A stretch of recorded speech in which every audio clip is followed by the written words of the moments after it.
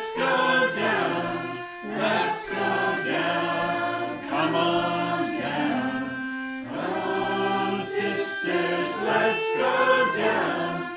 Down in the river to pray.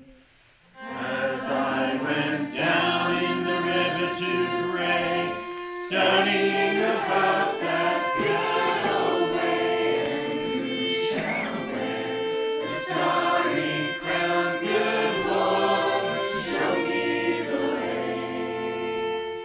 Oh, people, let's go down. Let's go down. Come on down. Oh, people, let's go down. Down in the river to pray.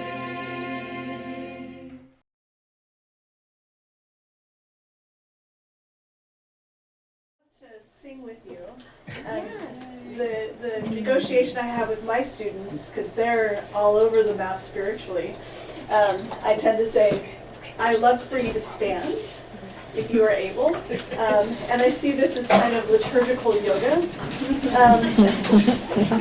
and in many ways, sing what you are able, and know that you're just participating, and sing in the way that you will. But I always think of this as you're getting oxygen into your body and into your brain. And so if you need to concentrate more on your breathing, do that. If you want to just kind of sing as much as you possibly can, do that as well. But I thought we could sing All Creatures of Our God and King. And I have a great verse up here from Job, which is not what you expect in the middle of Job, where he says, ask the animals and they will teach you, or the birds of the air and they will tell you. And I just think this is these moments of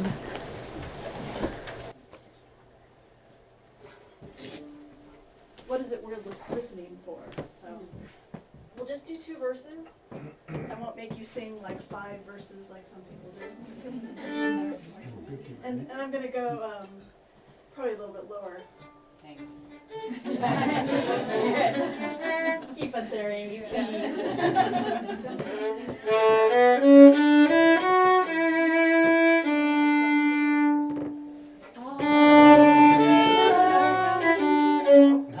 Oh, am I in the wrong? Yeah, wrong song. That's Oh, sorry. All creatures of our God and King. Yeah. I went. There was like 3 songs in my head this morning. We like the other one too. we don't have the words for that.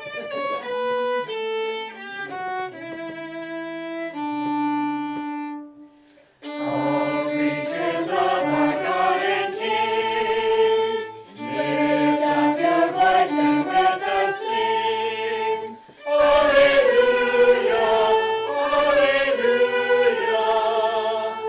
Oh, burning sun with golden beam, and silver moon with softer gleam.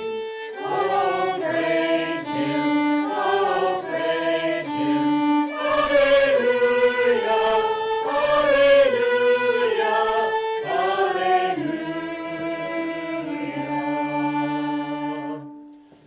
Oh, rushing wind and breezes soft, oh, clouds that rise, the winds aloft. Oh, praise Him, alleluia. Oh, rising morning, praise, rejoice. Oh, lights of evening, find a voice. Oh, praise Him, oh, praise Him. Alleluia, alleluia, alleluia.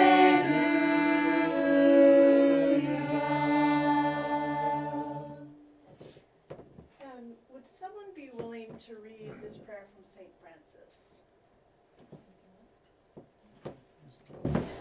A prayer for our earth. All-powerful God, you are present in the whole universe and in the smallest of your creatures. You embrace with your tenderness all that exists.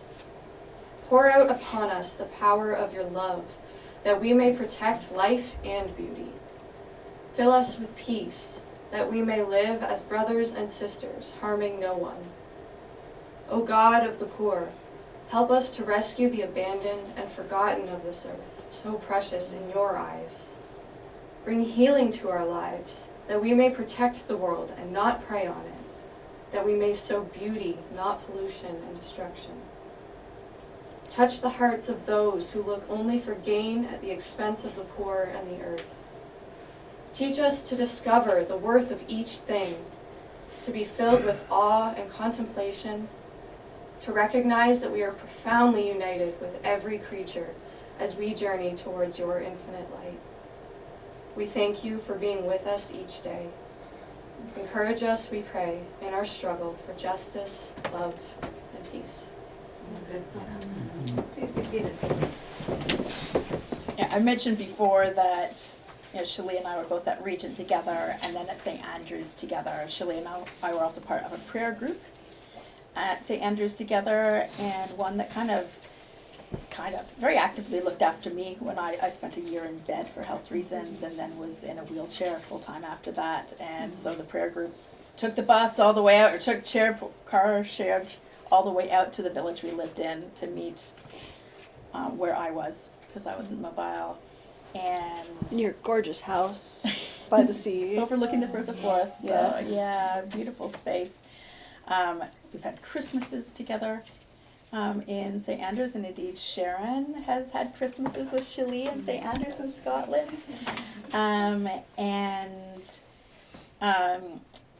Chelle has been part of the group of friends that have continued to look after me and been in community with me and adventuring with me for a long time now. Guys, this is one of the Yeah. really cool things about getting older. I think we hear more in our culture about negative things about getting older. Yeah. And sure, we're not as mobile, and we slow down, and we have to change what we do in our bodies. I don't know all about bodies aching, memory not working as well. But those of you who don't consider yourself getting older yet, getting old can be so amazingly cool. There are so many beautiful things about aging. And, I talked about being countercultural last night with reading. Be countercultural in celebrating aging, because there's so many beautiful things about it. And for those of us who are there already, keep on talking about that with younger people. Everything in our culture tells us that aging is bad. The Bible doesn't. The Bible says the opposite, right? The Bible says exactly the opposite. And so how do we live into that? How do we not talk about the horror of retirement and the horror of getting old, but how do we figure out what are the beautiful celebratory things about that? How do we celebrate that and share that celebration? And do so with graciousness and humility, and that's, I think, some of the hardest part. And for me, as someone who aged old early, learning to be humble and to accept help of others, and it was an early journey for me, and Chelle was part of the community that helped me in that journey. And that doesn't really connect specifically or directly, but perhaps in many ways it connects completely with where we're going. But yeah, I just want to share that as part of who Chelle is and her walk with me. So it's a delight to have her here as a guest and teaching. And I've had the privilege of watching Chelle's journey as a theologian. And her new excitements and discoveries and changes. Small and obsessions. Many obsessions. I know nothing about obsessions. But let's go back to topical obsessions. And like I asked Erica, do you come from a family of musicians? Do you have again, nuclear, broader, a community of musicians, of people who value music if they don't play music? I think sometimes we sort of say, oh, I'm not musical. Well, just because you don't play an instrument doesn't mean that you're not musical. Yeah, my dad is completely tone deaf, and I'm a mystery to him on pretty much every level. He did read my master's thesis, and I think he was like, huh. But he read it, you know. So, that's big. Yeah. And ironically, I'm probably the most like my father. And And, you know, so like we have these like similarities and then we have these deep divergences. Same with the rest of my family. So my mom is a vocalist and she does play keyboard instruments. So I grew up with my mom singing in choir, and I think it was the first time we really sang in a choir when I was like in the 8th grade. So I went and joined like the choir at my church, and my father's mother was an organist. Okay. And so those are probably some of my earliest memories of sitting next to her. She had an organ in her, they moved back and forth because they had a trailer, and so they would kind of live in different places. You know, they were snowbirders early on, and so I'd be in her little trailer, and she had this organ in there because that was a priority. Wow. And so I understood something about like, well, of course you have an instrument that takes up half of your living space. You know, you take your instrument everywhere. Yeah. So I remember the song that my grandmother used to always play, and she got us all singing, is "We ain't got a barrel of money," and she'd be on the organ. "Our clothes are ragged and funny, but we travel along, singing a song, side by side." So that was very much like my childhood, and my grandmother would start singing that, and we'd all start singing along, and kind of that sense of what is actually really important is, you know, that you have music in your life, that you have good family around, and you know, I don't come from people who had a lot of wealth. Very much like people who were very close to the land, the generation before me. And then, like, my generation, we all went to college. That was really weird. And I'm the first person in my family to have a PhD. And, you know, my family's, like, looking at me. And then now, you know, my niece just graduated as a medical doctor. And so there's kind of these funny things of but that sense of you don't need much to be a musician. You start where you are. You have your voice. You have the small things that you have, but you make the most of the music that you can with it. And so, that idea of like going back and forth between ensemble, like music, like instruments, and then like vocal, is huge. So. Was that part of the connection with Dave? Shirley's husband is a saxophonist, and did you know when you met Dave that he played the saxophone? Oh, yeah. Yeah. I mean, so I went to a Lutheran school that had a very high value for music. And so there was like kind of all the music nerds. And Dave and I actually met in a jazz theory class. Cool. His friend wanted to date me and invited me over to their house, his housemate. And Scott, I don't know, halfway through dinner, it was like Dave and I were talking. Yeah, it was like, and we stayed up and we talked until like 2 a.m. that night. And I'm like, oh, I'm sorry, Scott. So that's awesome. But you know, so he played in a jazz ensemble called Moses and the Chosen Few, because the pianist's nickname was Moses, and they'd go, "Moses, take us home." Bunch of white guys, you know. Excellent. Yeah, and they're all still friends, which is again like this kind of value of long-term relationships, and it was like one of those times where you make music with people. And I think this is something that people who don't do ensemble music, especially small ensembles, really miss, that you have this deep connection to people when you learn to play music with them. And, you know, I think when we were kind of in our 30s and doing other things, we all kind of like lost track of each other. And then when you get to be about 40 or so, people's parents start to die, marriages start to break up, like all the pretending that we do in our life kind of stops in a way. And I mean, I think this is part of the hardship of getting older, is like when things start to fragment. The sorrows build up. Yeah. And, you know, those connections of playing music together, that's when we all became really good friends again.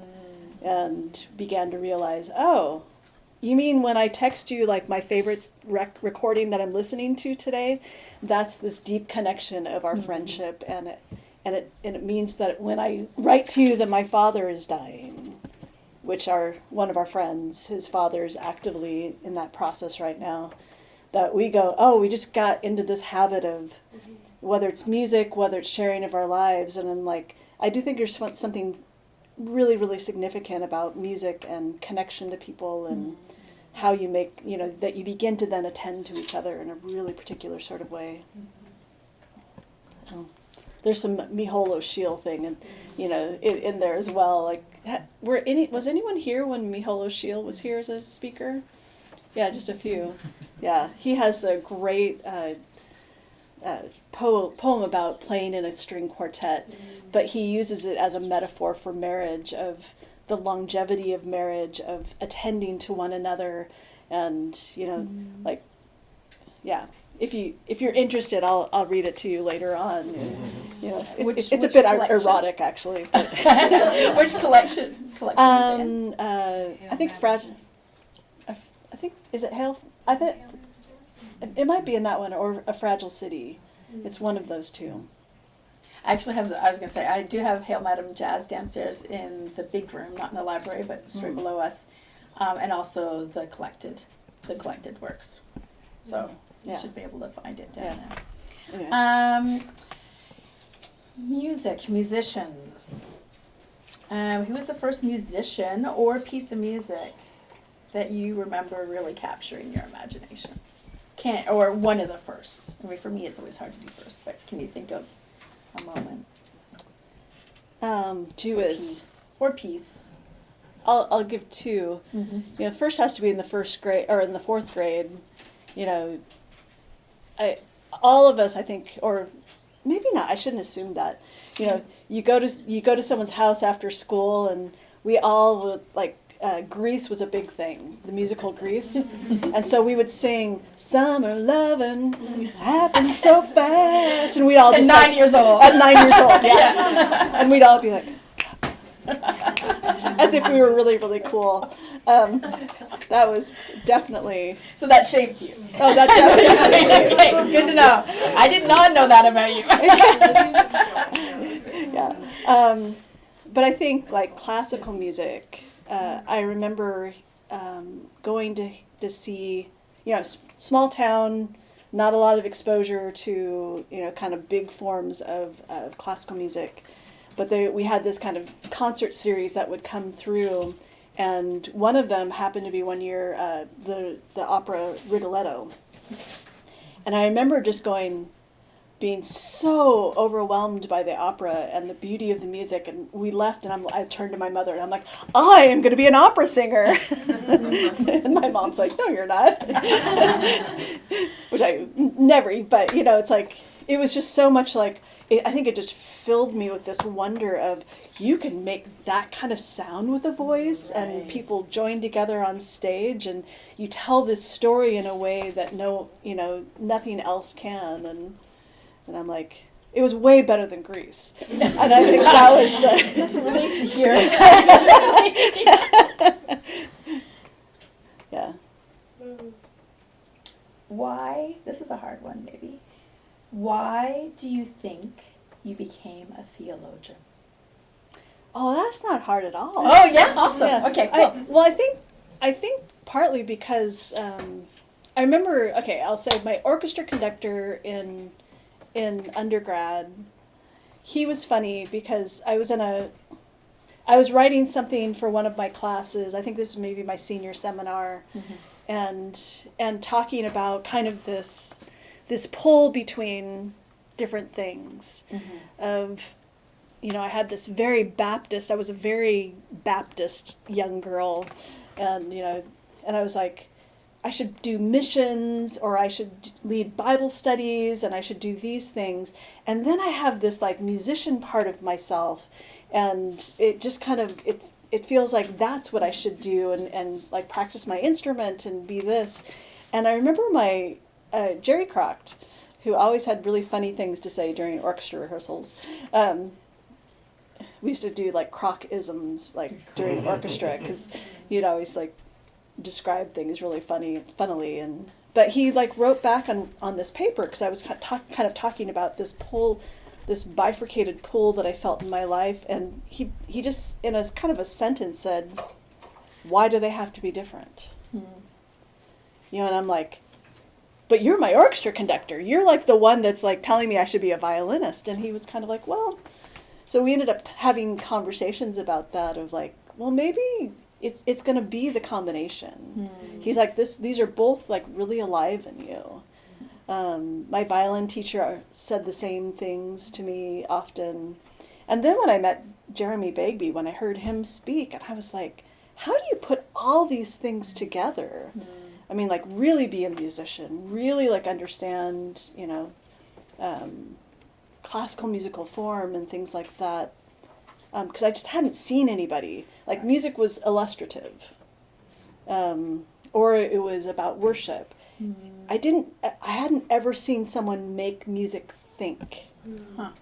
And so like, I was like, oh, so music is this language. I mean, it like was common sense to me that it did, because I mean, this was the way I experienced my world, but I was used to people not getting that.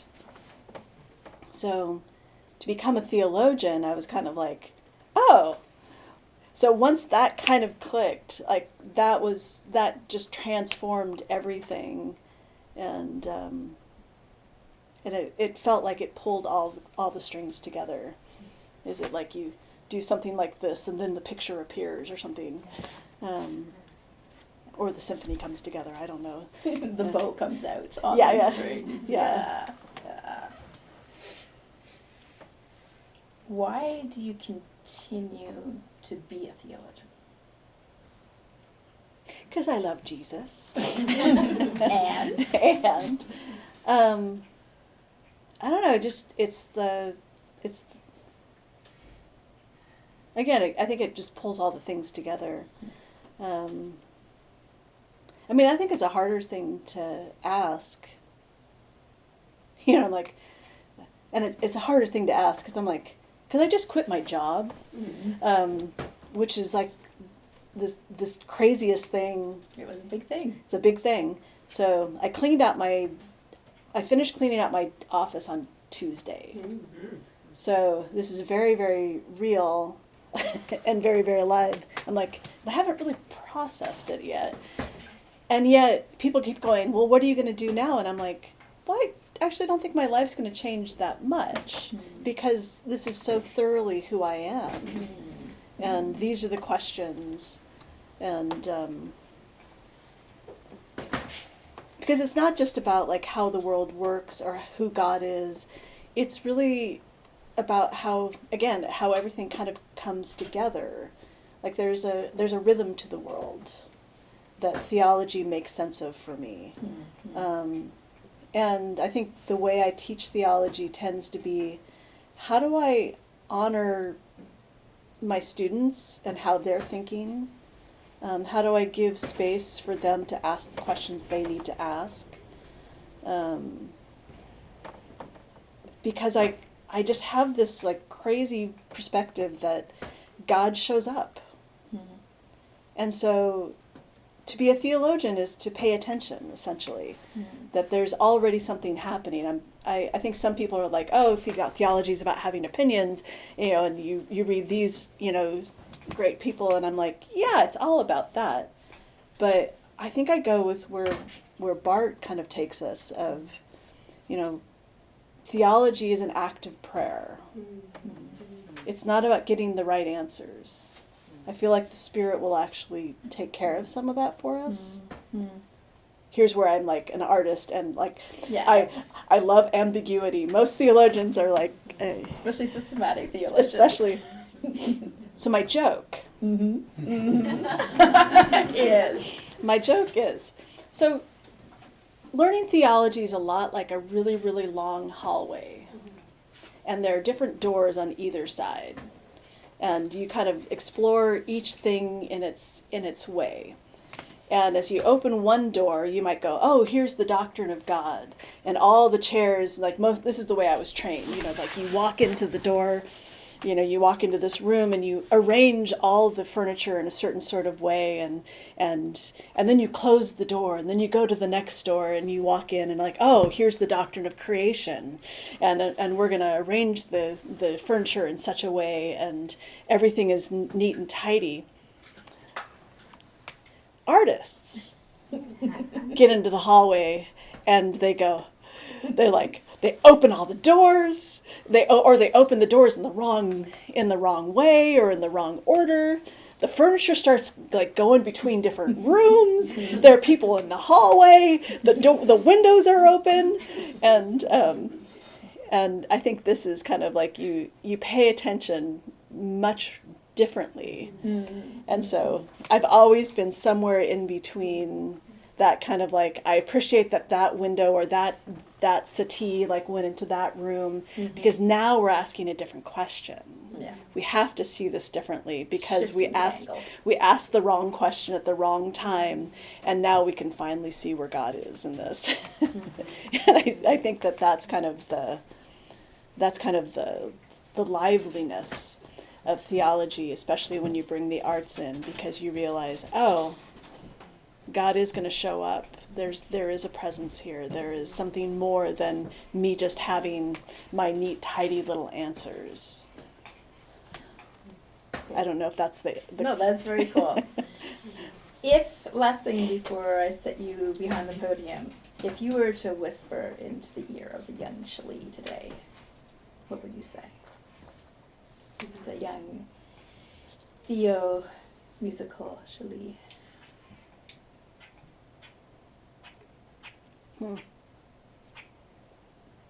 Practice more.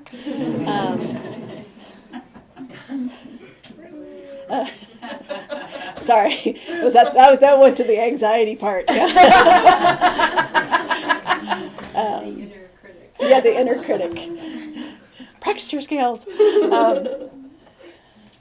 I think the other thing would be, don't be afraid to be a woman in a very male-dominated world. Which you aren't anymore. Mm-hmm. Yeah. Well, I am sometimes. Yeah, It depends on me where too. I am. Yeah. And, but, yeah, it's maybe the other way of saying it is, don't be afraid to take up space. And I think that's always been a struggle for me.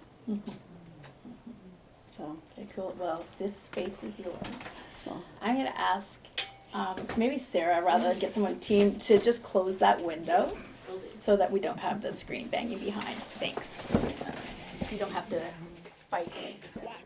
Okay, we're gonna just dive into a few things, and I'm wondering where we'll go.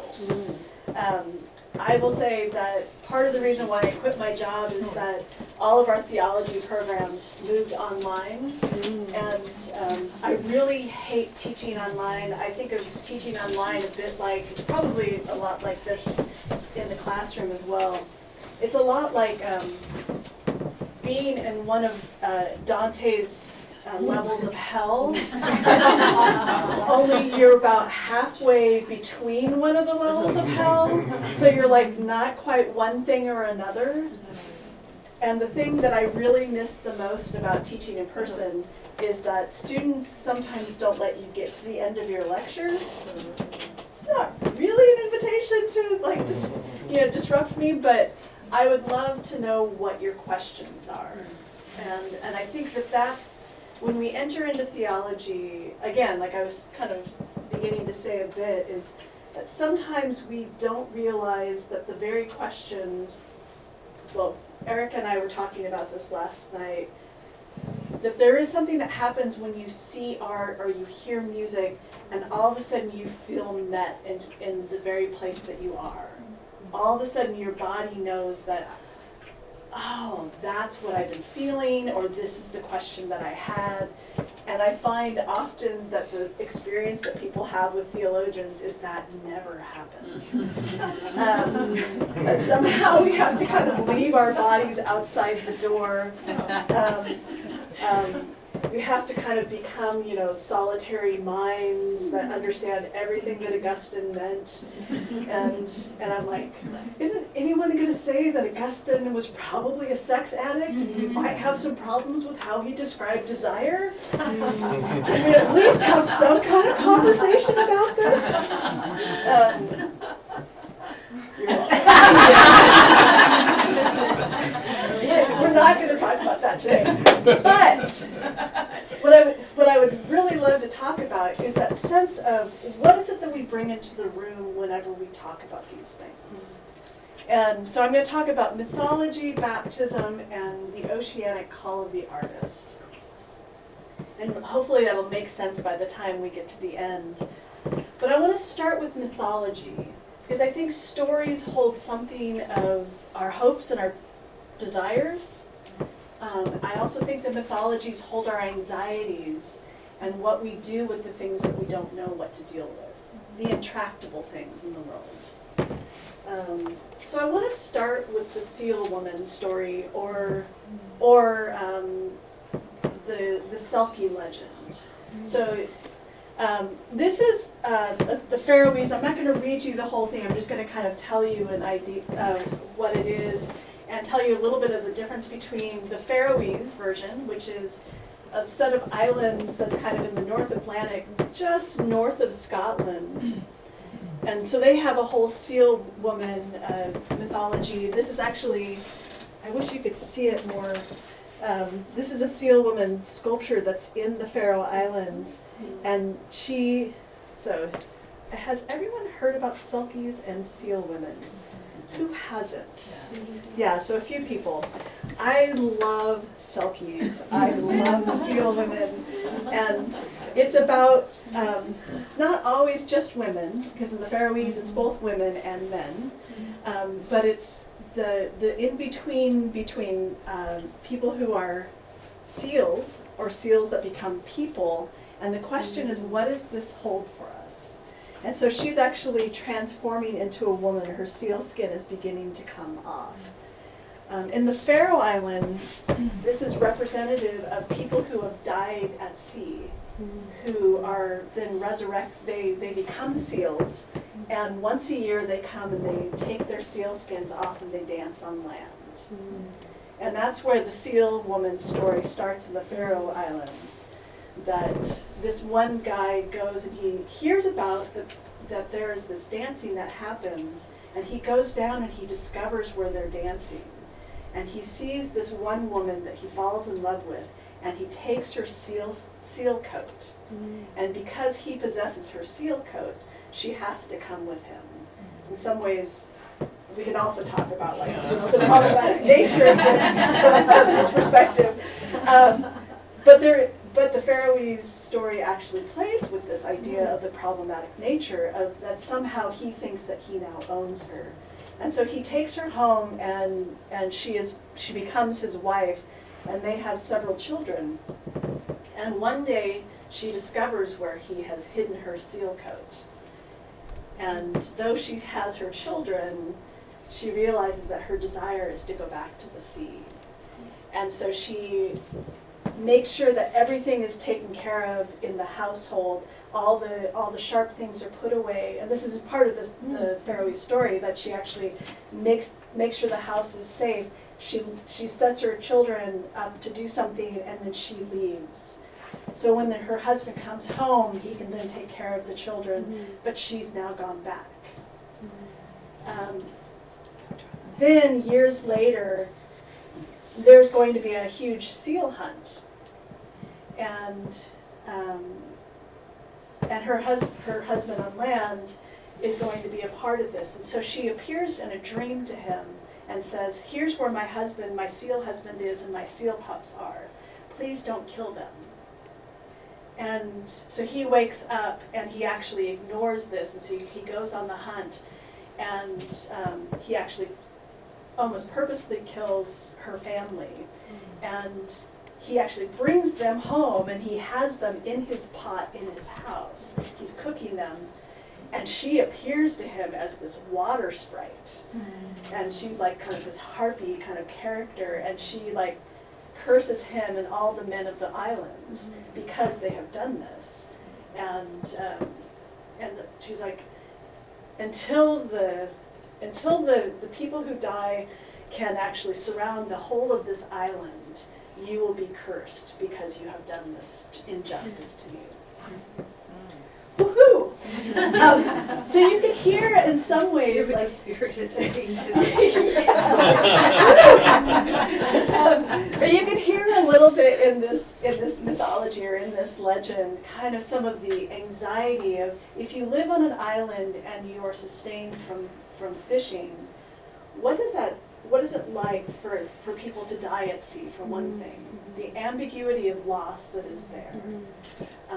I think there's also an ambiguous loss or an ambiguous trauma around women dying in childbirth and leaving their children to be raised as orphans. I think that's much more the Celtic version of the Selkie legend, is to kind of deal with something of what you do when the child has lost a mother.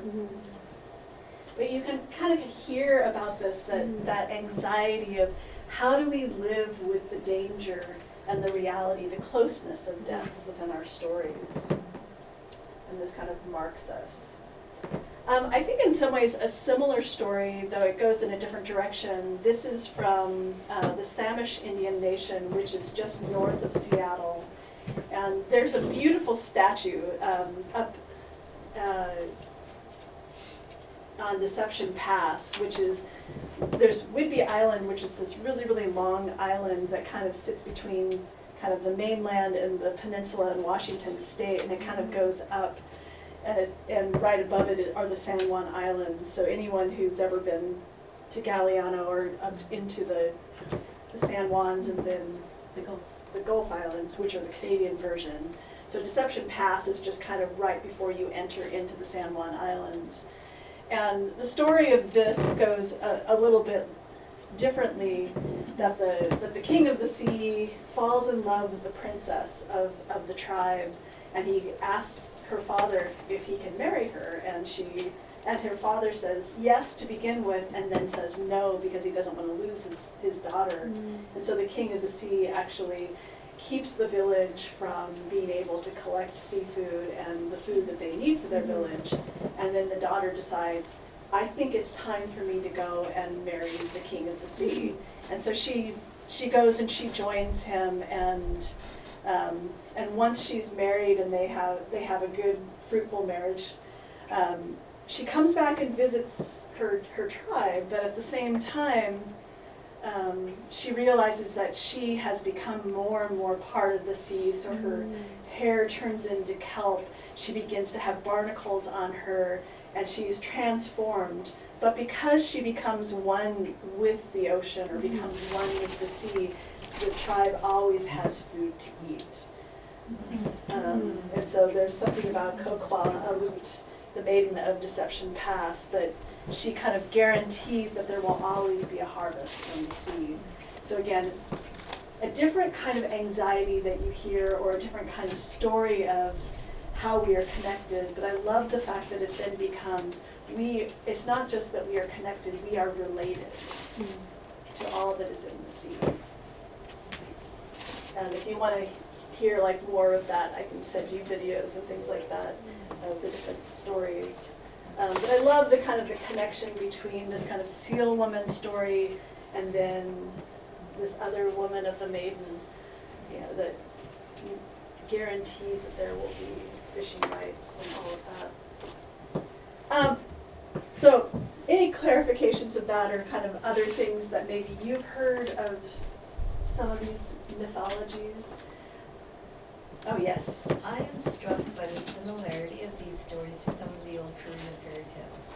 Oh. It's like the same, some parts of it where there's a bunch of angels in Asian robes who come down to a mountaintop to date. A guy sees them, wants to marry one, takes her robes, and she can't fly back up because they need the robes to fly back up. Wow. It's so similar, and she does end up returning after her kids are but she takes the kids with her. Maybe a little more wise. The same thing with the girl who marries the sea king. It's so, where did this come from? Yeah. Yeah, well, and I think this is what I'm starting to discover is that there are these mythologies that have different details, but in some ways tell something of the commonness of our humanity, but also the commonness of some of our anxieties. Of how do we hold that which is silent within our stories? It strikes me that it's all about relationality, and that was what Thomas Berry was saying. You know, it's all about rediscovering intimacy with the earth. In other words, all these stories are talking about our relations with the water, with the land, and with the human relations. So it's all various ways of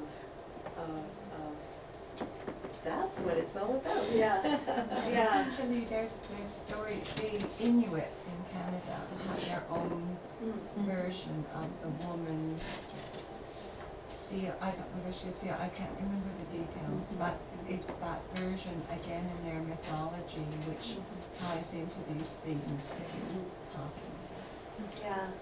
Yeah. I also, there's a Japanese version of, she's a swan. She becomes a swan woman, and there's like a back and forthness of transformation. Yeah, there's a whole transformation thing as well of how are we connected, how do we deal with the disappearance or the absence of something as well. So as we think about all of this, we go, okay, so we have deep within us. I always think that desire and loss are deeply connected. And often, however it is that we think about desire, we often have spaces of silence or things that we don't want to acknowledge about how our desires are unmet or perhaps even destroyed in the midst of something that happens that we cannot control. I think that's a huge thing that connects these stories as well, is we have a lack of control. We cannot control what happens. In some ways, very, very different, and yet I think deeply connected. And I find that this is, these are kind of two different kinds of stories that I find are, and when I use mythology, I don't mean like things that are untrue. I mean like frameworks by which we then begin to understand everything else. So these are two stories, the seal woman and then the baptism of Christ, are two stories that I find to be interesting mythologies or frameworks by which to understand things, especially when we start to think about silence or attending to the things that we cannot control. I wanted to show Julia Stankova's version of this first. I think just because I love her art. She's a contemporary Bulgarian artist. Comes out of a more Eastern tradition of the church. I also wanted to I love how she captures different things as well. Here's the hovering spirit, anointing Christ, baptizing Christ. Here is the hand of the Father, and here we have John the Baptist actually participating, touching the water. And I love that the water, just the flow of it. I think there's something really, really significant of Christ giving himself over to be baptized by someone and willingly going into the water. And then this is Peter. And so we have the baptism of Christ, and I see Peter as our baptism. As I have named this, into the drink, into what we don't understand, and we find ourselves like in deep water, and in some ways we're formed by this kind of relationship to water, but we're also formed by the face-to-faceness with Christ as we participate in his own baptism. I don't know if any of that makes sense to you. It makes sense in my crazy little brain. Well, look at how Peter's struggling and feels uncomfortable, and Yeah. he's like, Yeah, I know. Well, and the water shows him. He's like, grounded. because he's even like this. He's like, yeah. Trying to find the ground. Yeah. Well, maybe he feels like a failure, he was just walking. Yeah. He's like, wait, What happened? what happened? And I'm Not like, again. I love how the water is coming out. I noticed this on Thursday night with the first piece, how the water is coming from the mouth of the Spirit. Christ is in the river, but then also, that connection of the dove descending upon Christ is bringing the water upon him. It's just stunning. well, I think in some ways similar. So these are more ancient versions of the baptism of Christ. We see very similar images or similar kind of things in here. You have, John baptizing. You have the Holy Spirit as a dove descending. I love that the dove has like a little crown on this one. And in these more ancient images, Christ is always naked, is often all the way in. And so again, in some ways, just like in the first mythologies that we were talking about, there's a sense of like being all in with creation. And this begins to ask the question of, so why is Christ like all the way in, like total immersion here? I love the flow of the river. This is the Jordan River, and it looks like it has a little bit more. It doesn't look as safe as, this looks more like a baptismal font, it's all heated up, This is my baptism. It was like bath water, it's like you walk in and it's really, really safe. And this is like he might be torn away. It's like, in the Jordan River. And I did ask Robin Jensen, who does a lot with ancient Christian art, and so I was like, why is Jesus always naked in these early ones? And she's like, well, because he's preparing for his death. He's being prepared already at the beginning of his ministry. And in many ways, this is a very formational image. With that, we also have these really fun parts of it. And I wanted to talk about this the other night, but we just didn't have time. And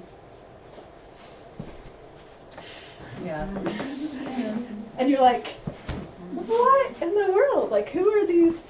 What are these little faces doing? These are the river gods. Yay, the river gods. So this is the personification of the River Jordan. And this is the personification of the sea, and we're going to talk a little bit about this. And how you know it's the River Jordan is that he always has a jug, which is the origins of the waters. You can't see it. Well, what's that? The headwaters? The headwaters, yeah. And, Jensen also talks about that sometimes Jordan is also attributed to being the headwaters of all waters. And so, but what they represent within the Hebrew mindset is the Red Sea, so it's the door into the promised land for the Hebrew people. And then the Jordan River is, out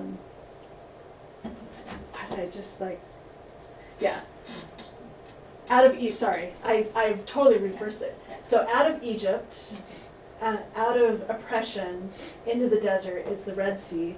So actually going through the Red Sea on dry land, and Gerhard von Rad talks about it as that the Ark of the Covenant dances before the Hebrew people over the riverbed, and the people then go and dance liturgically into their new life. And then to get into the promised land, they go over the Jordan River and do the same thing. And so these are two rivers, the Red Sea and the Jordan River, as representative of where is home, where are we going to find our place in God.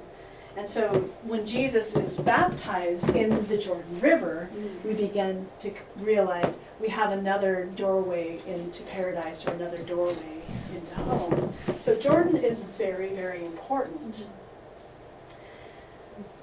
Here's Rowan Williams in his book, Being Christian, which if you ever want like just an introduction to Rowan Williams, he's the former Archbishop of Canterbury, he's Anglican. I love this little book called Being Christian, and he just talks about the sacraments of the church. And he argues this, that in the tradition of the Christian East, especially when the baptism of Jesus is shown in icons, you will usually see Jesus up to his neck in the water, while below, sitting under the waves, are the river gods of the old world, representing the chaos that is being overcome. So from very early on, baptism is drawing around itself a set of very powerful symbols. Water and rebirth as a son or daughter of God, as Jesus himself as a son. Chaos moving into order as the wind of God blows upon it. With that, there are two different traditions about the river gods. And, we need just a little more. Does that help? Yeah. Okay, good. And I do have some, again, you see all the similar kind of ideas. Sometimes you have like a little circle here representing the Tehom, or the depths of the waters. That often, especially in the Eastern Orthodox tradition, the reason why Jesus is not in the water but over the water is because he's over the chaos, just like the Holy Spirit hovered over the waters of creation. And so this is an act of recreation. And then we have Jordan here and the sea here. So you have the jug, and yeah, well, just a second, because now we can see it a little bit more. Yeah. So in this first tradition, there are some icons that have Jordan and the sea actually fleeing the presence of Christ. And these are some of the passages. The sea looked back and fled, Jordan turned back. And these are kind of, you begin to realize, okay, this is symbolism that plays in different sorts of ways throughout Scripture. And in some ways, I see this as almost enmity with creation.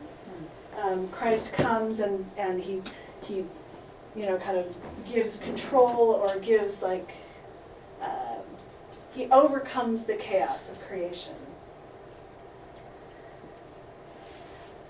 I kind of prefer this one. This is what I get to do as a theologian, is I could say, I like this one better. Again, we have a lot of the same elements here, and but what I love is their turn toward Christ. And this is a very deep kind of, especially in the Greek tradition, this idea that instead of being an enmity, they're bearing witness. The waters become revelatory, because the waters of Jordan become the first thing that bears witness to the beginnings of Christ's ministry. In this place of revelation that Christ is proclaimed by the Father to be his Son, in whom he is well pleased. And you have, especially both of them, Jordan would have both his hands up in a traditional form of prayer, except for he has his jug, and so he has his vocation, so he's praising with his vocation, like the artist. That's nice. But they're both turned toward him in this act of praise. So in differentiation, this tradition really honors that creation is part of the revelatory possibilities. That these, what we could talk about as mythologies, we could talk about as this kind of incorporation, that things will be set right by Christ entering into the waters. Sometimes kind of think about, Christ is baptized in the waters, but all waters are baptized in the body of Christ as well. So that which is sacred is made sacred once more for a special purpose. And especially in the Eastern Orthodox Church, there's much more of a tradition of, as these waters are sacred, to say, and now all waters are sacred. That in all the world, and God is like incorporating this into the possibilities of the reconciliation of all things.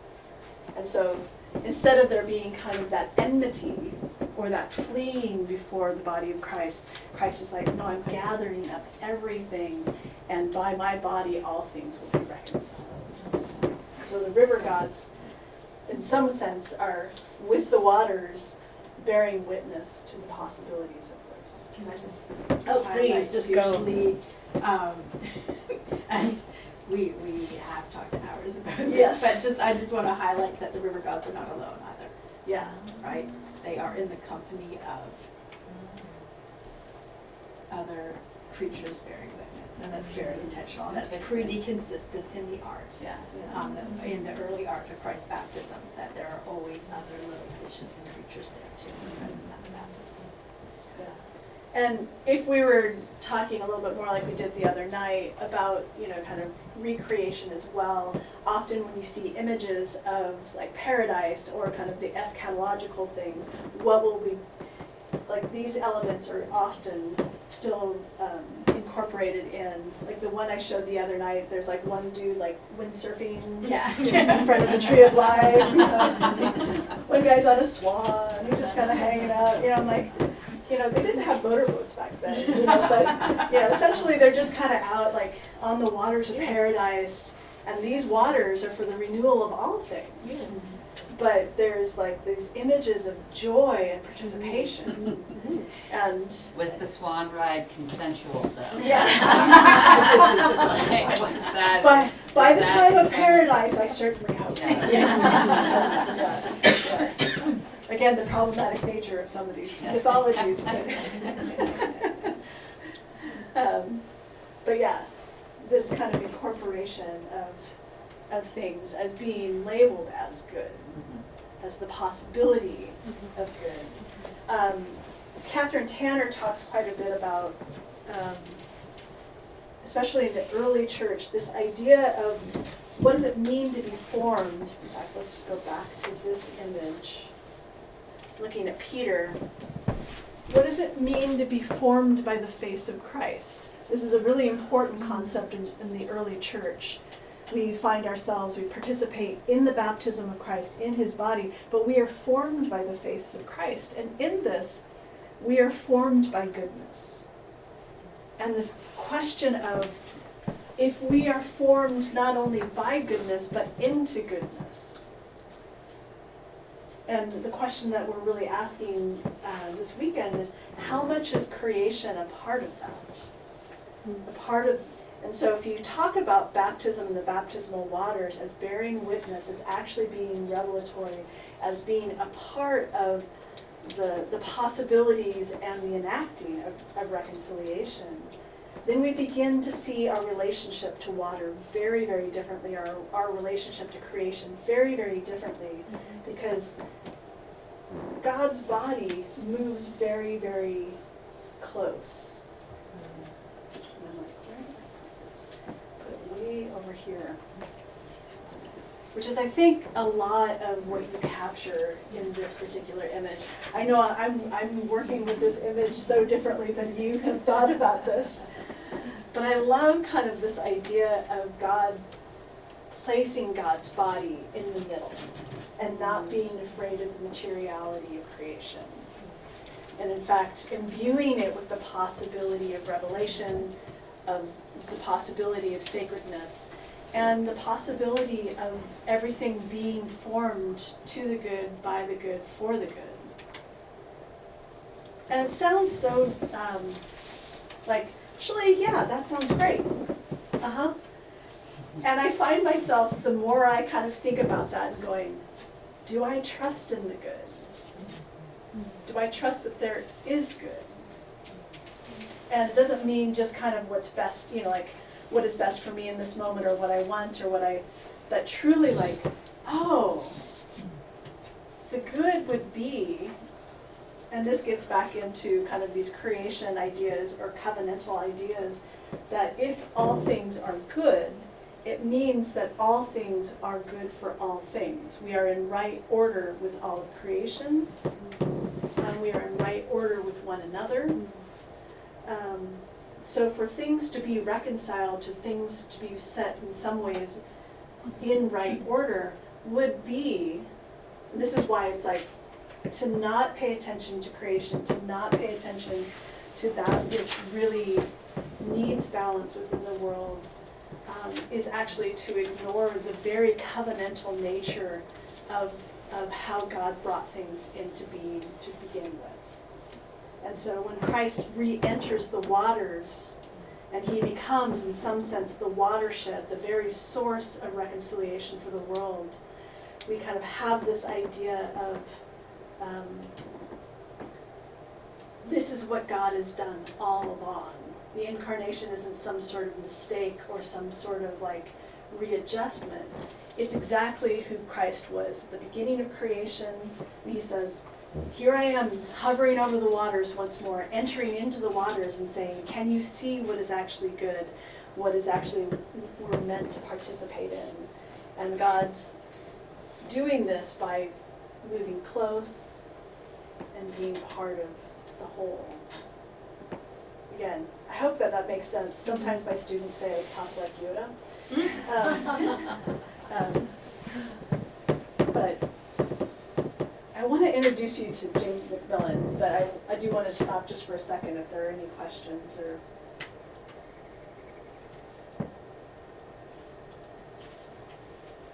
Excellent.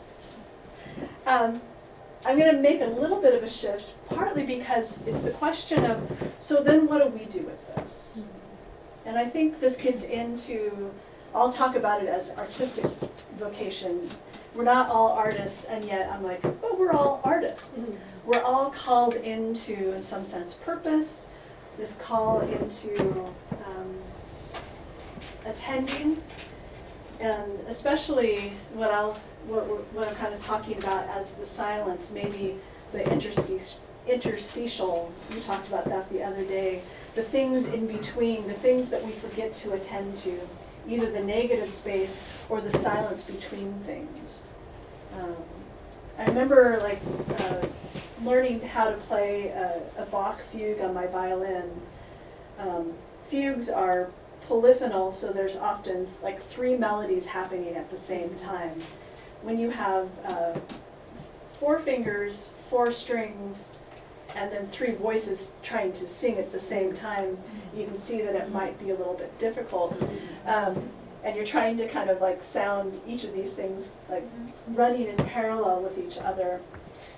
And I remember the first time I like played this one fugue, and I'm just like, oh, it's just all chords. And I was like, wow, and it sounds like it's not 3 voices together. I'm just kind of like, kind of doing this. And it wasn't until I found the space in between that I began to find where the music actually lived. And so I think sometimes, especially musicians, play with this idea of silence. And James McMillan is a Scottish composer. I'm going to talk about him a little bit more in just a second. Contemporary. He's about 10 years older than I am. And he talks about that music itself grows out of silence, which seems counterintuitive. And yet I'm like, but music is really just kind of bounded sound or organized sound. There's a beginning, there's an end, there's a flow by which it goes. And it's really bounded in many ways by silence. So music itself grows out of silence. The emptiness and solitude of a composer's silence is nevertheless pregnant with the promise of possibility and potency. So silence is never empty. Silence is always kind of possible, but it means very different things. So again, James McMillan is a Scottish Catholic composer. I've met him a few times. He's a very quiet, considered man. Every question I asked him about philosophy, he was like, huh.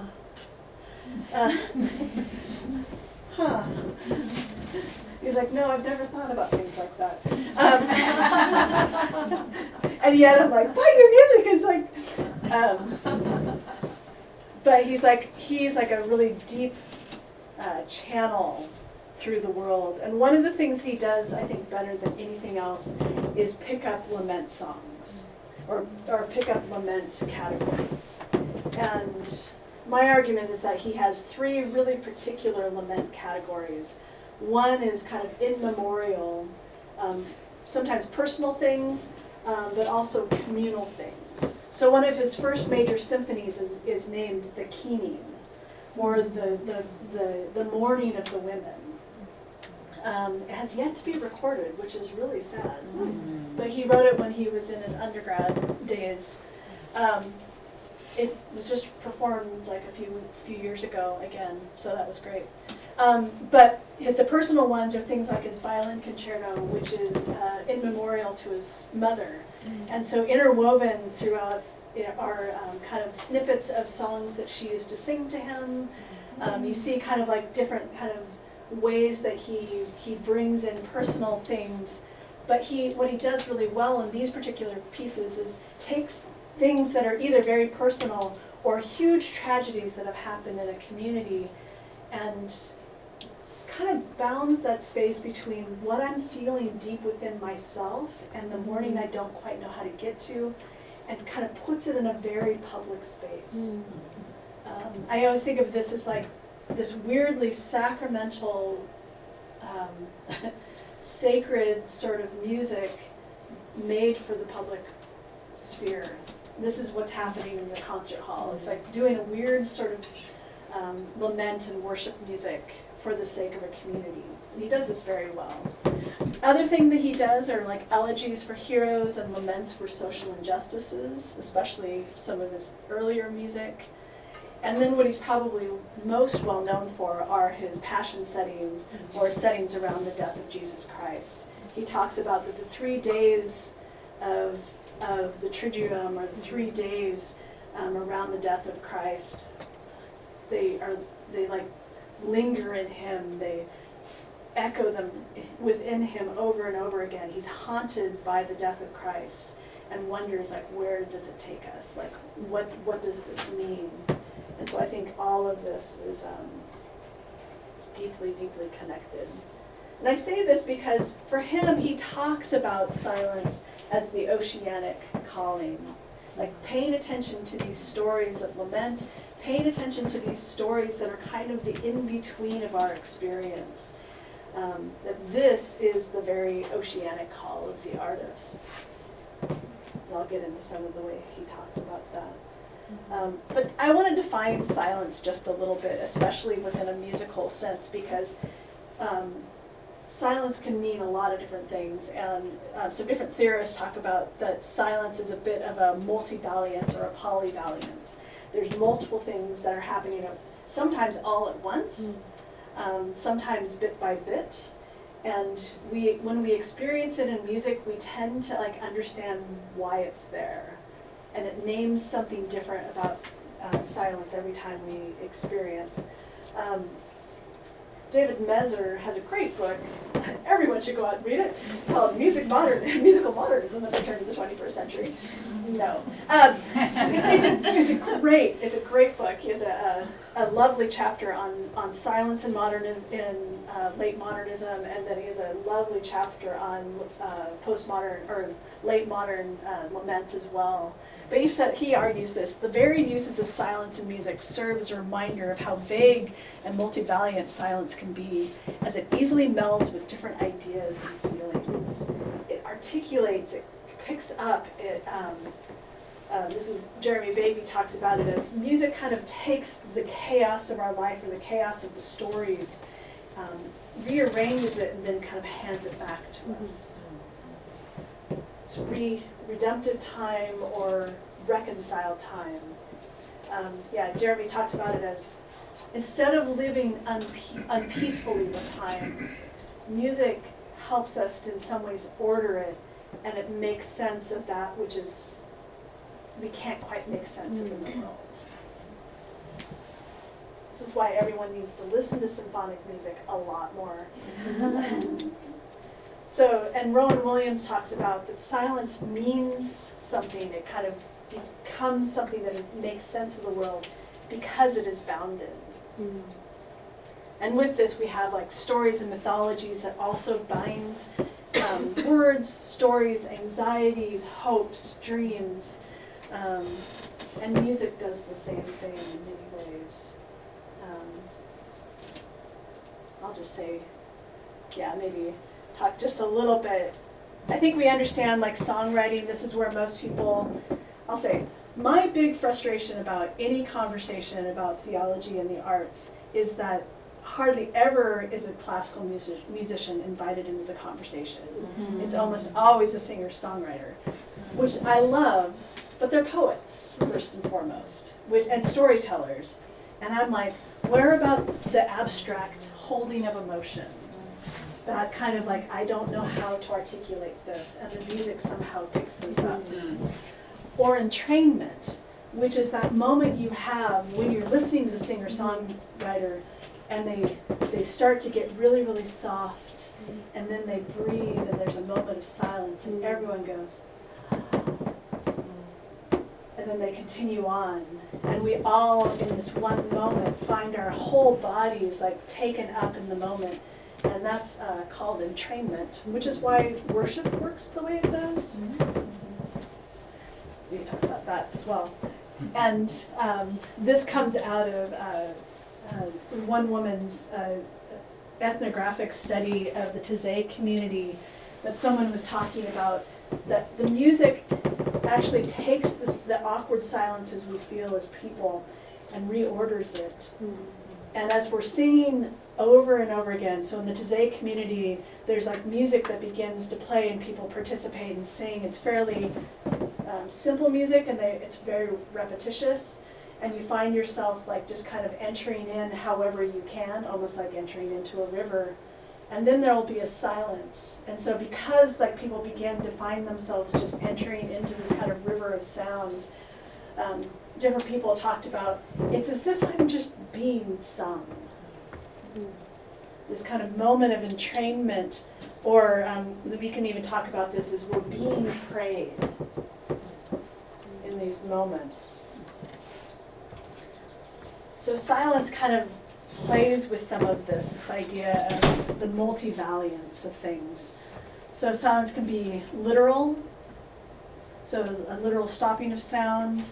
It can even be representative of divine silence, stillness, which could be either presence or forsakenness. Again, that kind of paradoxical thing. It can be lament, it can be a knowing, it could be a sense of peace. It could be that very moment where we find ourselves integrated once more. And we go, and that's that moment sometimes when we listen to music where we find ourselves breathing more deeply than we knew that we could. Or we might find ourselves like caught up in what the music is doing. So Macmillan really plays with this quite a bit. And I realize that we are really getting to that place. I think that, well, I'll do this. So for him, this call into silence, or this call to attend, really is like, he says, serious music presents a living challenge to the dead hand of things as they are.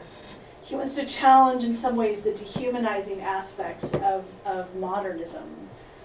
And he sees this as being like silence, listening to silence, as we're resent back into silence. We listen to these stories, and these stories adhere to us.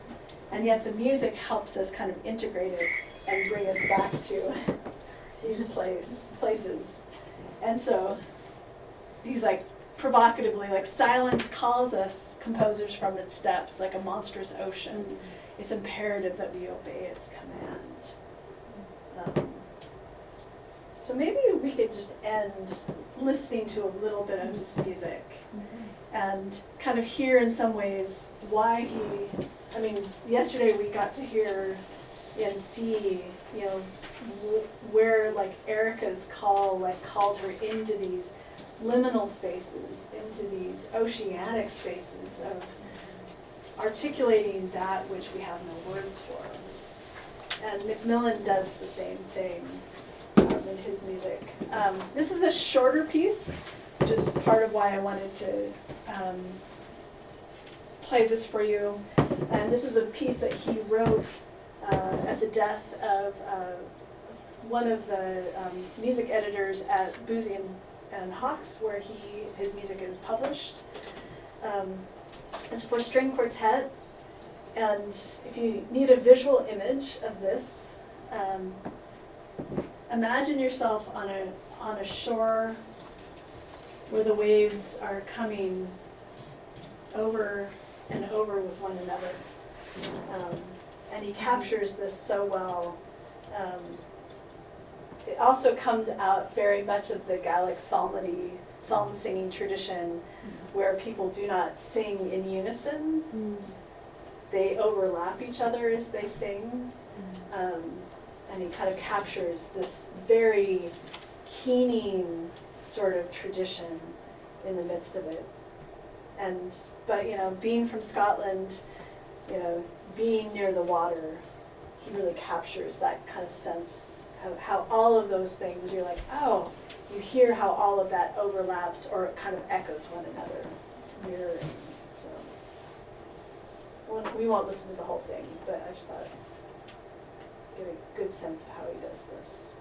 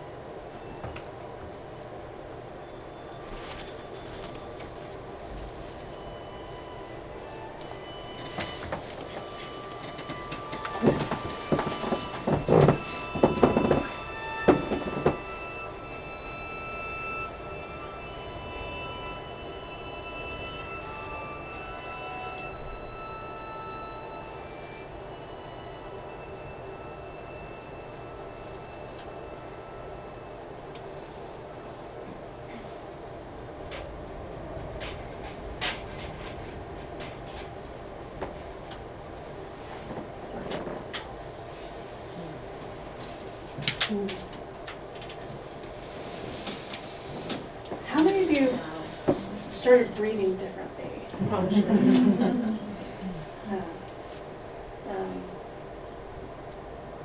There's part of me where I'm like, what did you hear? And there's another part of me that goes, go in peace and serve the Lord.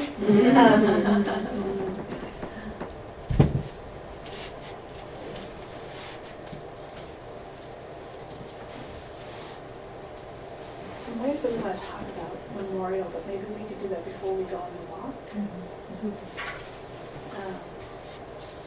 Yeah, let's just leave it there.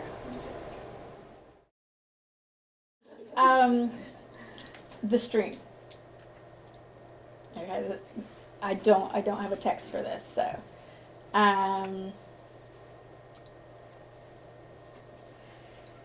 2020, just before COVID happened, I did a 40-day silent retreat, Ignatian retreat at Guelph, which I hadn't realized at the time was one of the places in the world to go do your 40-day silent retreat. I don't know how many of you are familiar with the Ignatian exercises. I see a few nods of heads. It looks like the majority of you actually are. And part of what you do in those exercises is you spend time in different passages of Scripture, which are given to you by your spiritual director, and you go deep, essentially, with all five senses into those passages of Scripture, in prayer, seeking to be as present as you can to that story, to that place, to that time, to that Scripture. And you start with the Annunciation, you work all the way through the Resurrection and the Great Commission. And each day your director tells you what verses you're going to spend your 5 separate hours of focused prayer praying through those verses. And it could be one verse, it could be 5 verses. It's never super long, but my pattern was pretty typical that I started at 1 in the morning and did an hour of prayer over the verse, and then 6 in the morning, and then I met with my spiritual director after breakfast at 8 in the morning, and then had, but you get the idea, all the way through till dinner, and then your free time is after dinner. You're not allowed to, you're not supposed to read, you can work with art materials, but then you have the evening off, which usually means you eat, you rest, you might try to dabble in some art, and you fall asleep because you're exhausted, because you spend 5 intentional hours of prayer with that passage, as well as an hour of Mass and 2 separate half hours of prayer and an hour with your spiritual director. So when people said to me when I came back, Kirstin, you had almost a month and a half away, you must be so rested up. Like, are you crazy? You are so exhausted at the end of this time. But it is transformative. But you spend an hour praying through this passage, and you think, wow, like I have been so deeply in this passage, and then you come back and you have to spend an hour, you think, like, surely there's nothing new that I can experience. And then you come out and you realize, oh, you're supposed to go back again. And each time you're invited to be present to the story, and the story I want to tell you guys about is Christ's baptism in the River Jordan. Be present to that story as deeply as you can, but to be open to seeing or experiencing that story from different perspectives, perhaps from the perspective of a disciple, perhaps from the perspective of John, perhaps of someone on the shore. And sometimes you will get to you meet with your director and you've spent 5 separate hours with this passage, and your director will say, okay, you need to go back again. You're like, what? Heck, I've spent 6 hours praying through this passage.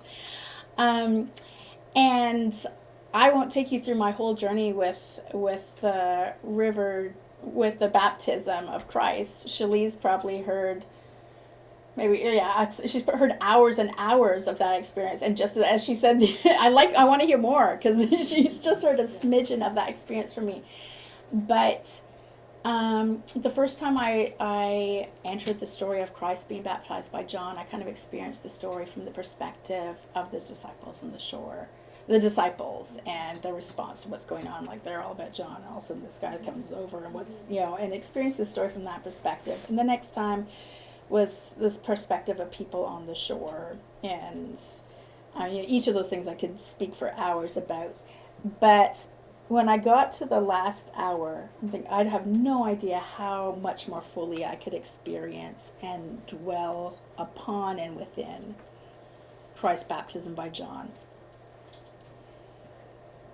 In my prayer time, what I experienced was not these different people responding to this crazy thing that's happening, John baptizing Christ, but I was acutely aware of Christ's feet walking down to the water, and of all creation straining, the trees leaning forward, the grasses leaning in, and as Christ steps into the water being acutely aware that this is the creator of the cosmos, who is beginning his ministry not just for humans, but for for God so loved the cosmos, and that this moment is happening for all of creation. And that was radical for me. And I think the experience was radical for me, because if you had said to me, God did this for all of creation, I'd say, yeah, that's true.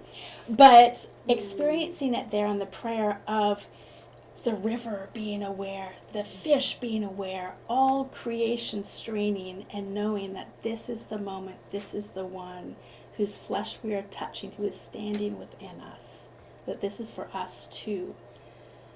I still can't give words today to all of what that did for me and what that did to me.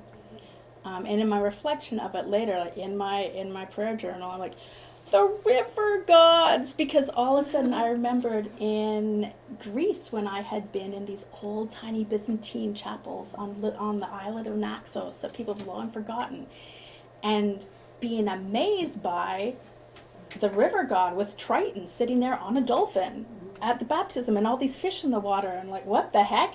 My little Baptist upbringing did not have space for that sort of thing, and wondering why. Like, these were ancient Christian icons. And all of a sudden I was brought back to that and thinking, wow, okay, what is going on here? And so it was so amazing to start learning more about that tradition. And the two ways of reading it, Christ conquering chaos, or all of creation being present at this moment that is for all of the cosmos. And one of the questions I came out of that experience with was, I sort of gave a shift in my perspective of, yes, as Christians we are called to steward creation, to care for creation. And the subtle shift for me, which again I would have intellectually concurred with, but it was a shift in my own understanding of this, is, okay, I know what it means to look after, to steward creation. What does it mean to help facilitate creation's voice so that it can be what it was created to be? Not with me saying, okay, let me look after you, but how do we help remove the impediments? How do we help restore what we had, the damage we have done, so that creation can be what it was created to be? And for me, that was a really important shift in my understanding of our calling as Christians to relate with our fellow created beings. In one of the prayer times following that, after talking to, just before I was talking to my spiritual director, and this is kind of funny to say here in this room because this is like raised Baptist, Anglican me, no Pentecostal charismatic experience at all. So this is all was so much outside of my ken. And in one of my prayer times, all of a sudden, I see a spot on the land, which we will pass, that had an old culvert in it. And I know that the old culvert that has no water running through it, there's never been water, there's a bit of spring runoff. But I know from my 80-something neighbor next door that there used to be a stream there many, many years ago.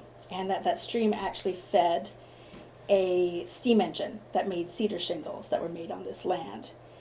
And there's still some old metal from the steam engine over there. And Gary had joked to me a decade ago, wouldn't it be fun to have the stream running again? And we kind of laughed, like, can you imagine how much money it would cost to have the stream run again?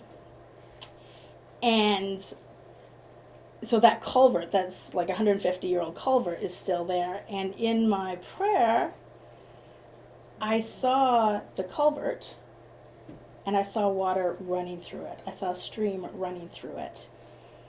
And two things happened when I saw it. One, we are kind of unusually on two watersheds on this property. So the water that goes off to the Mississippi that way, and the water that goes off to the Jock watershed that way. So this land, and I've known, and conservationists have always said, oh, that's really cool. Your property has two different watersheds that feed it.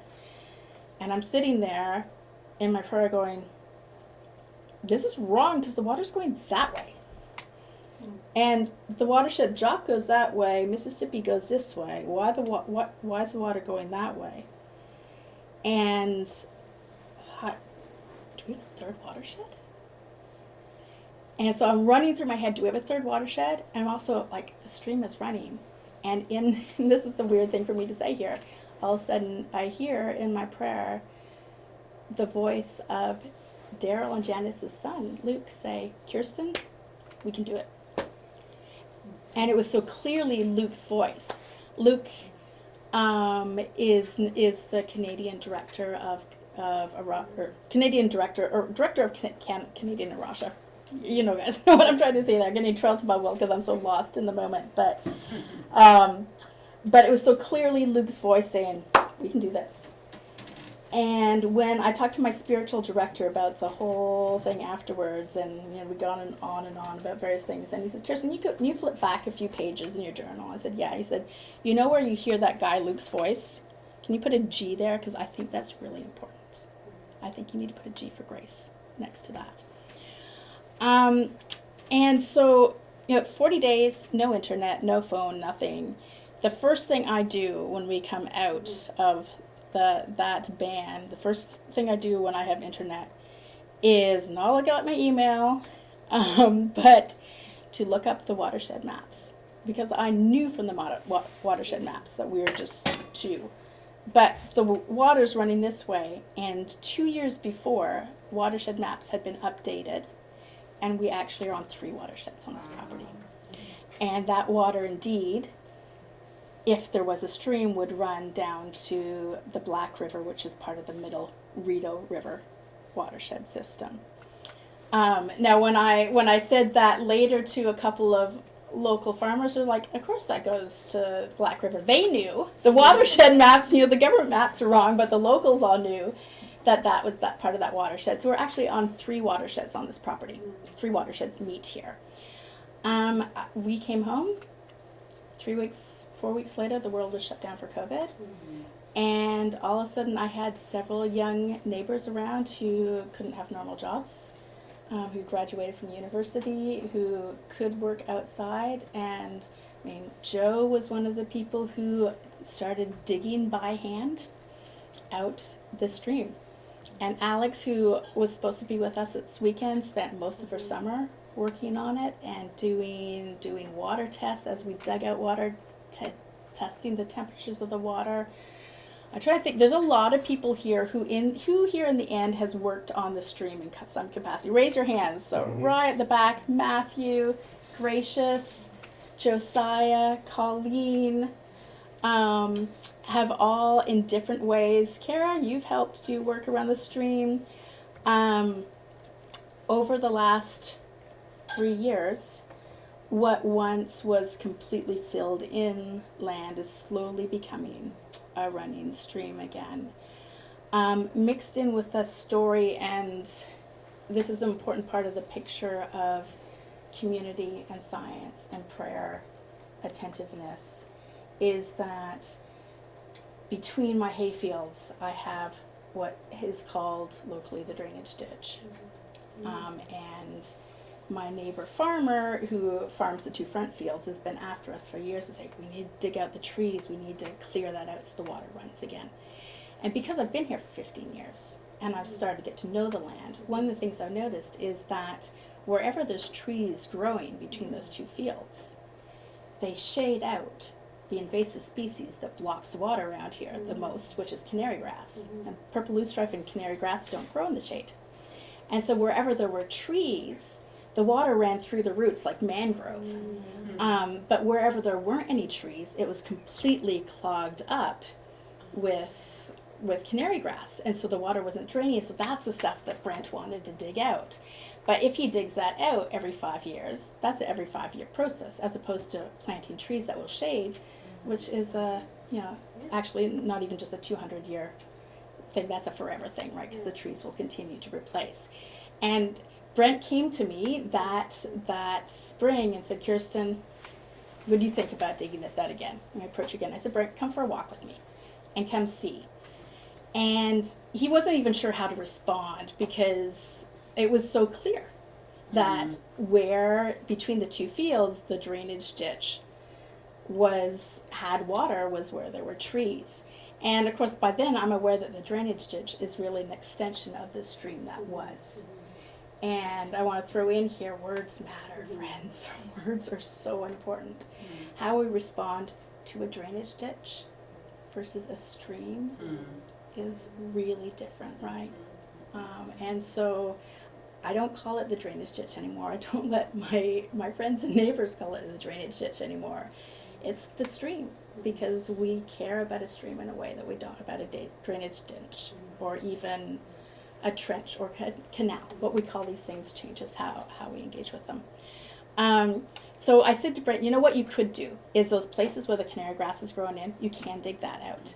And actually over on this other side, there are some big spaces where you could also dig where the old stream used to be. I said, Kirstin, what stream? There used to be a stream. I said, Gary told me about the steam engine that powered the cedar shingle factory, the shake factory. And he's like, oh, well, Gary said that.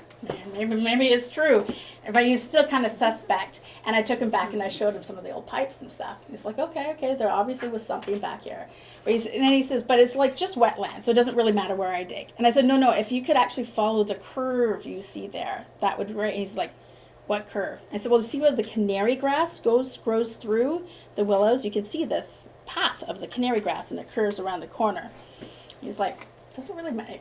It's just wetland. It doesn't matter where I dig.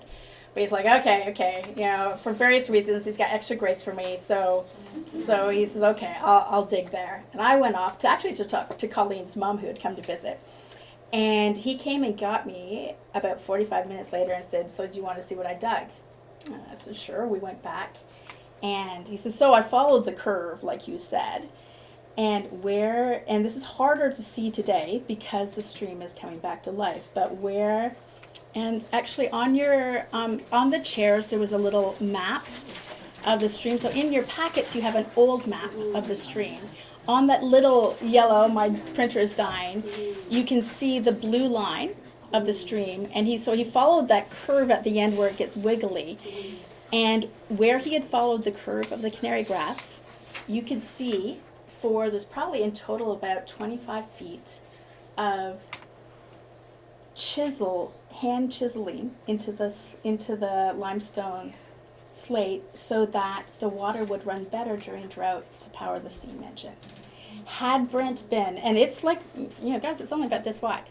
Had Brent been a couple feet this way or that way, he would have never discovered the human history of the evidence of the stream. And that's what got him. For Brent, the word organic, environmental, ecological, those are all swear words for him. But to see evidence of where his ancestors had tried to help the stream flow better in times of drought, he was excited about that. He thought that was very cool, as have a couple of the other neighbors. And for me, it was this amazing moment of, as I said, science, attentiveness, knowing the invasives, knowing the natives, noticing the natives and the invasives. Crazy, things that happened in prayer and time set aside to listen and be silent and still. Hearing the voices of Wilsons, hearing the voices of friends. And this is a piece I think we often miss, the social history. Listening to the old timers who remembered things that we've forgotten. And that was really key in this story, was the old timers. And so the stream is starting to run again. People have started to dig and clear. We still have much work to do, but it is flowing. In the spring, you can stand in that spot that I saw in my prayer and hear the water rushing. And it is the most amazing sound. There have been 3 springs now where we have heard the water singing. It has a voice again. Now, mixed in with this story is that, well, and I should say not only that, but the second spring, we had sticklebacks, which are a little type of fish swimming up this stream that hadn't been able to breathe or spring for years. Stickleback, cool fact, cousins to seahorses. Yeah, that little stickleback thing. After the stickleback came the otter. We have otters going up there. A kingfisher has been seen back there. I haven't seen it yet, but a kingfisher has been seen back there. My dream and prayer is to see an American eel again back in that place again. But so there's this amazing stream. It's so much fun to take people to. This is the rub. We are in this little corner of the valley. We're in 4th or 5th year of water table drought. Our water, we haven't left it. This summer, Ottawa got more water than usual. We still are in drought. We still here have gotten very little. So each year the water gets lower and lower. So the first year, the stream dried up in August. Last year it dried up in July. This year, May, it was dead dry in May. And that's never, all the water bodies on the property, with the exception of one, were dry in May. So one of the questions I threw to the university students, and Elise and Gracious and Matthew are part of this team of students who have come to start planting native species to help shade again. The Rideau Valley Conservation Authority has gave us a $3,000 grant essentially last year to plant trees along the riparian zone, along that little stream bed. And it's not like a big river or an important lake. It's this little tiny little stream, guys. But the I think in the whole picture of what Erica and Chelle have been talking about is this question, so the stream, what if the stream ends up being dry all the time? And we've put, we've gotten back to May, and you'll see a little bit of water now. It'll be running again in the autumn, I hope and pray. But do we still restore? Do we still make possible the voice of creation if we know that creation is maybe dying?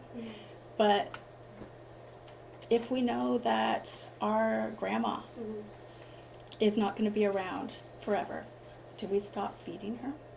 Do we stop caring for her? No.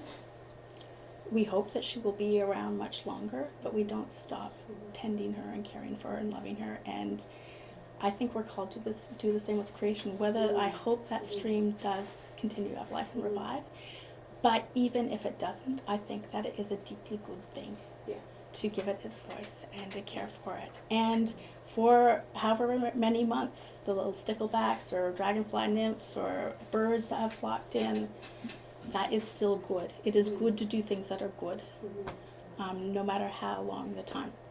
And so that is where we are going now. And part of stream restoration is restoring the S-curves, restoring the contours, so things don't move too fast, to slow things down, to slow life down. And that is part of where these guys are going to take us. We want to invite each of you to participate in building a memorial. And that might mean different things to different people. Our invitation is in some ways to process a bit of what's happening within you. There will be stones nearby. That Leslie has brought over with the tractor. Yeah. And, or if you find a stone on our walk that speaks to you. Actually, no. So this is part of the learning that I want to bring in. So this is part of the eco farm person with the artist, and this is why we need to be in communication. Because if you just pick up any random stone, That's true. People live underneath that. people live underneath that. There might be ants, there may be snails, there may be lichen that has been there for 200 years that you are disturbing. So one needs to be careful what one picks up and move. And so for that reason, although I love the concept of just picking up something that strikes you. That is why we have brought some stones from a space that we know It's a relatively new rock pile that isn't the home of anything, that isn't bearing anything that's on its surface that has been there for hundreds of years that will now be put underwater and thus die. So we actually have two specific piles, which, sorry, Erica has been out to sea, but you haven't been out to sea, so that we are not destroying anything. Yeah. So, sorry, the eco person jumping in there. Well, conservation, it's, Yeah. So what we like to invite you into is to, once we get to the pile, is to find a stone that speaks to you. And I'm going to let Erica explain most of what we're going to do. But I want to just talk about why do a memorial. Vikram Vulcan, who's a social psychologist, talks about we create memorials, for one thing, for us to remember. So your own personal stone is your remembrance that you're going to put there. But we create memorials together so that multiple generations can remember. We join the creek in the creek bed. We're going to create an S-curve, which Erica will talk about, to join in the memory of the creek. So the creek actually has a memory. So we have memories. We're hoping that other people beyond us will have memories as well. And so that's the invitation. And this is a time-honored thing to do, to remember maybe something within your own life, maybe something that's stirred this weekend. And so the walk is something of we're joining lots of memories together. And so hopefully when we get to the creek, there'll be just kind of that moment of where you're like, okay, this is where I am. This is where my body tells me to go, or this is where I'm going to breathe into this moment. We're inviting into the S-curve, which you can't see that as well, because this is the industrialized, unhealthy river, but this is what it used to be. This is a river that brings life, that gives life, and continues life, and that's what we hope for the stream. So we have two artists that are inspiring us, well, multiple artists that are inspiring us. One is Andy Goldsworthy, where he takes whatever elements are around. He gets to know the elements, he knows what he can use that doesn't damage where he is, and then he creates things to help us see what is there. And that's such a big thing with Erica. Well, for all of us, but that idea of how to be more attentive. You pointed out, like, creating stones, that maybe draw our eye, maybe creating contrasts, or maybe memorialize. The other symbolism is that cairns are often used to mark the way so that we know which way to go next. It's actually to help people survive on mountains in Scotland, so you don't go down the wrong way and die. A couple of things about Andrew doing before we move on is that he will often do his work. It's called site-specific work, so it's in communication, in a relation, in collaboration with the site. Everything comes from the site, and then the site reclaims it again. So often the tide comes in, and it takes it all away. So if you want a beautiful experience, go. Probably know the movie Rivers and Tides. It's widely available, and it's a gorgeous kind of documentary of his work and his process. So that's Rivers and Tides, and so it's in collaboration, and he'll often work all night on an ice piece, and then in the morning it begins to drip and melt. And so he's an amazing artist. It's all about collaboration, and what he's doing is he's finding a visual pattern. So the spiral, edged with the white, and then the overall pattern. You notice that the rocks get a little bit smaller as they go towards the center. We call that a graduation. And in the second photograph, the big rocks becoming little rocks. It looks like it's going into the distance, but it's really going up that wall behind him. That's also a graduation. We can make a graduation of tone, dark, very black, like that black with that grayscale that I showed you earlier today. That's a graduation, but you can make graduations in size. Basically, that is your way of building relationships rock to rock or element to element to do what? Make a whole, complete gestalt. So we're moving towards a whole gestalt. So you'll choose a rock that speaks to you, but then you'll start to collaborate with one another to kind of create the pattern. That's when the fun begins. And you'll be collaborating with the stream, because you can see in the bit of the dry bed the S curve already beginning to emerge, and so you'll be asking the stream bed to direct you where to place your stone. And so this artist, who is a new artist for me, I thank you for.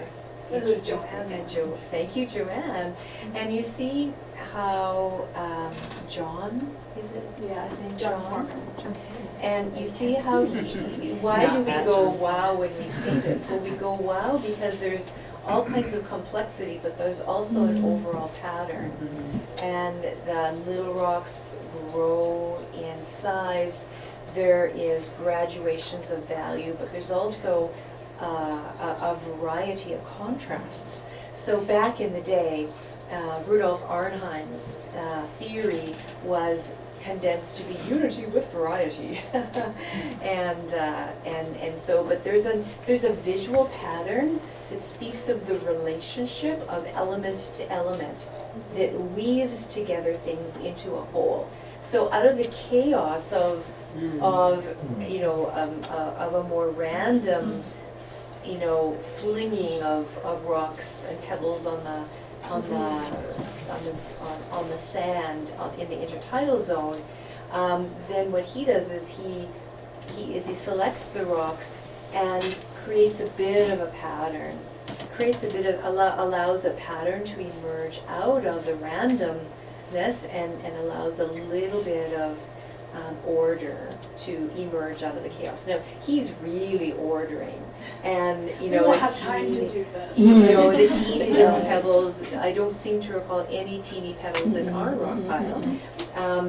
And so he's building graduations of size in this occasion. But you can create a pattern with the same size, you can do it with value, you can do it with any of the elements of art, with any of the value, texture,